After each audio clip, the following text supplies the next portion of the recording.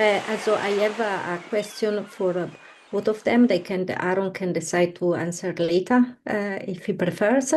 You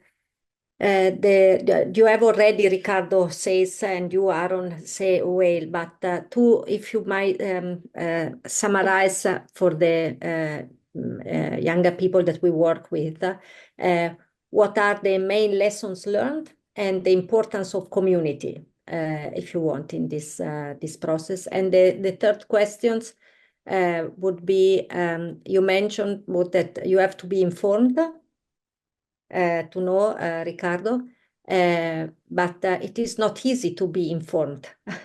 So in the sense that there are a lot of information, a lot of noise out there. So any suggestion in this direction?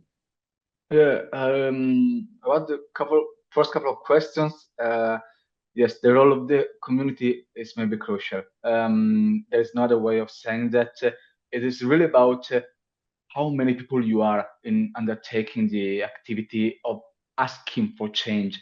And when I was living in a community, we were 14 people living in the community. I really perceive the difference now. For example, that I'm doing this PhD basically alone because it's a kind of single person activity. I really understand how hard it is when I try to involve other people within the topic of food sustainability, for example. Now, fortunately, it is rather obvious how important it is. But at the same time, I struggle much more actually to try to spread and to involve and to activate for this topic in particular. And it is not a problem per se. I mean, it is a problem when actually, because I was saying many people now talk about food sustainability, but it becomes a problem when many people are ignoring that topic, are ignoring that issue. And if you're alone, you really feel how problematic it is to spread the word. But instead, what I was saying, when I was in the community, really, we were out in the street together and we were activating other people much, much easily. And we were going in schools, we were going in schools and trying to involve them. In this sense, students actually with whom we made these activities, with whom we made some kind of civic education, yeah, asked us this question several times about how to get informed.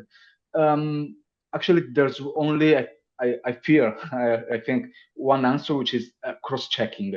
Literally, data, information, evidence, even if it's obvious, must be cross-checked. And I do that thousands of times. For example, even if when I'm sure and my mates from the activism, for example, tell me, oh, but you see, they want to do this. I say, let's stop altogether. Let's cross-check this. Let's also ask to the people. Institutions must respond. They respond more obviously if they are formally invited to. But still, also informally invited to, they give some responses. It's just a matter of time, maybe. But I think sometimes before becoming the activist, it's important becoming the aware person. Otherwise, we simply keep spreading information, and at the end, we miss in spread as everybody else. So if we want to make the difference, we must be informed, and then yes, we must be activists. For me, the importance of community is that together the voice to fight for a cause is stronger. Alone you can act, but is the group that can transform the action of the individual into an even bigger and more destructive one. For example, the defense of the Alberone River is to a group of people, a community that did not give up. Communities transform the world and can protect it. The most important lesson I have learned is that people have the power and that you are never too small to make a difference. But also other people are the living testimony that this is true. Unfortunately, many people have not yet understood this and therefore are satisfied with the world as it is now.